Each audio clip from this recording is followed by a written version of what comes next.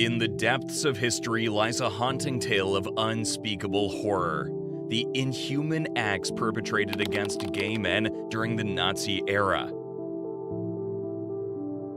Prepare to uncover the chilling reality of their unimaginable suffering as we delve into this dark chapter.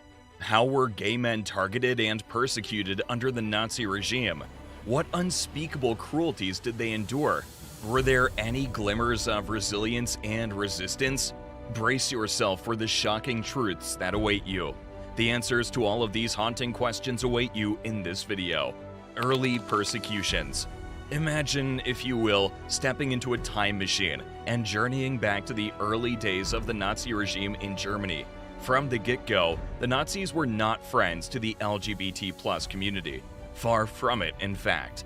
Their view of homosexuality was deeply prejudiced and flawed. They looked upon it not just as a personal lifestyle choice, but as a threat to the very survival of their so-called Aryan race. Why? Well, in their twisted logic, they believed that homosexuality was a roadblock to reproduction. Now, you might think, why would that be a problem?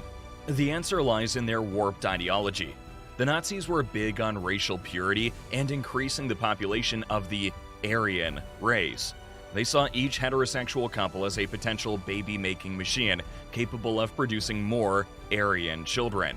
They thought of homosexuality as unnatural and unproductive. In their eyes, it wasn't just a matter of personal preference or identity, but a deviation from the norm. But it didn't stop there. The Nazis' hatred ran deeper. They viewed homosexuality as a sickness, a disease that could spread and infect the rest of society. Paragraph 175.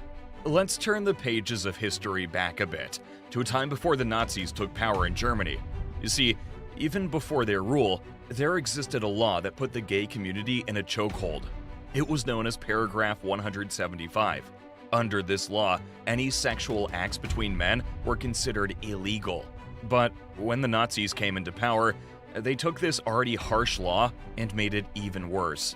They looked at Paragraph 175 not as a line in the sand, but as a tool they could use to further their hateful agenda. In 1935, they decided to revise this law to broaden its scope and make it even more restrictive. You see, the Nazis had a knack for twisting words and definitions to suit their prejudices. They expanded the definition of illegal acts to include a wider range of behavior that they deemed lewd and lascivious. These were intentionally vague terms, designed to cover just about any interaction between men that the Nazis found objectionable. It was no longer just about sexual acts. Now, even a mere hint of affection or intimacy could be grounds for prosecution. Now, you might be wondering, how did they enforce such a vague law? Well, the answer is as chilling as it is unfair. The Nazis didn't require concrete evidence to persecute someone under Paragraph 175. All it took was suspicion, or an accusation. And the penalties were severe. Men who were convicted under Paragraph 175 often found themselves behind bars. But as if that wasn't bad enough, many of them were later transferred to concentration camps. Concentration camps. In these camps, gay men faced conditions that were beyond horrific. But it wasn't just the physical conditions that were brutal.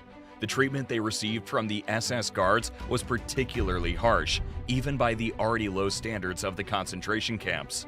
This was fueled by rampant homophobia within the ranks of the guards. The guards didn't just see them as prisoners, they saw them as less than human, as something to be despised and maltreated.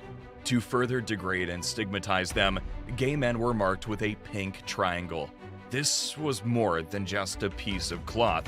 It was a symbol of their so-called crime, a badge of their shame. It served to identify them, to separate them from the rest, and to make them targets for further abuse. In addition to the everyday nightmare that was life in the concentration camps, gay men were subjected to something even more insidious: pseudo-scientific medical experiments. The Nazis, in their twisted ideology, believed that they could cure homosexuality, and they were willing to go to great lengths to try and prove this.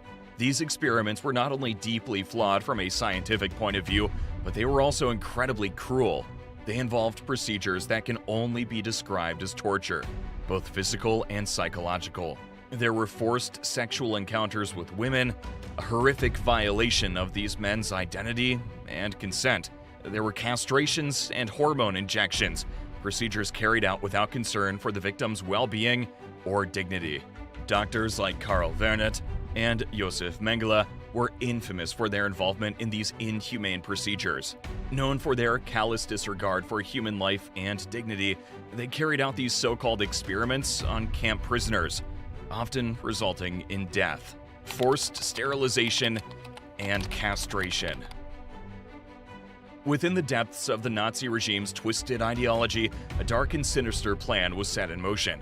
They believed that gay men were carriers of what they deemed to be a hereditary disorder, and they were determined to eliminate it from their perceived Aryan race. To achieve this, they resorted to unimaginably cruel measures: compulsory sterilization and forced castration. Under the guise of their eugenics program, the Nazis forcibly sterilized some gay men. They believed that by rendering these individuals unable to procreate, they could prevent the supposed taint of homosexuality from being passed on to future generations. But the horrors did not stop there. Some men were subjected to something even more horrific: forced castration. This brutal procedure was carried out under the guise of being a cure for homosexuality. Can you imagine the pain, both physical and psychological, inflicted upon these individuals? It was a violation of their bodies, their identities, and their autonomy. The Nazis saw castration as a means to correct what they deemed to be a deviation from their narrow concept of normal. They believed that by forcibly removing the testicles of gay men, they could rid them of their supposed aberrant desires. It was a deliberate and systematic attack on their very essence, an attempt to erase their sexual orientation through horrific and irreversible means. These actions were not just acts of cruelty, but also acts of dehumanization. The Nazis reduced these individuals to mere objects, stripped of their dignity and autonomy. They treated them as nothing more than tools to further their warped vision of a racially pure society. Death marches and the final days. As the Allies inched closer, their vice tightening around the Nazi regime, a sense of panic and desperation consumed those in power. They knew their days were numbered, and in a last-ditch effort to maintain control, they forced prisoners, including gay men, on what came to be known as the death marches. These marches were a cruel and merciless ordeal, designed to keep the prisoners away from the approaching Allies. The death marches were relentless, grueling journeys that stretched for miles and miles. There was no respite, no mercy. The prisoners were driven forward at a relentless pace, their bodies pushed to the brink of collapse. Those who couldn't keep up, those who stumbled and fell, were met with swift and brutal punishment. On the spot, they were shot down, their lives extinguished in an instant. For those who managed to survive the endless trudging, the journey was still far from over. Many perished along the way, succumbing to exhaustion, starvation, and disease. Post-war legacy. After World War II, the horrendous Nazi treatment of gay men was mostly ignored. They weren't recognized as victims, and their sufferings were largely absent from the Nuremberg trials and post-war discussions. Worse still, their ordeal continued post-liberation. Sadly, due to the continued enforcement of paragraph 175 in West Germany, homosexuality remained illegal until 1969 and was not fully repealed until 1994. Years went by before the pain experienced by gay men during the Holocaust even got attention. Their tales, long hidden, only started coming out towards the end of the 20th century. Gradually, Germany began to confront this grim past. In 2002, the German government made an overdue apology to the gay community, acknowledging the harm done to them. In 2005, the European Parliament recognized the persecution of homosexuals during the Holocaust and included them in their discussions. It was a crucial step, signifying that the suffering of the gay community couldn't be ignored or forgotten anymore.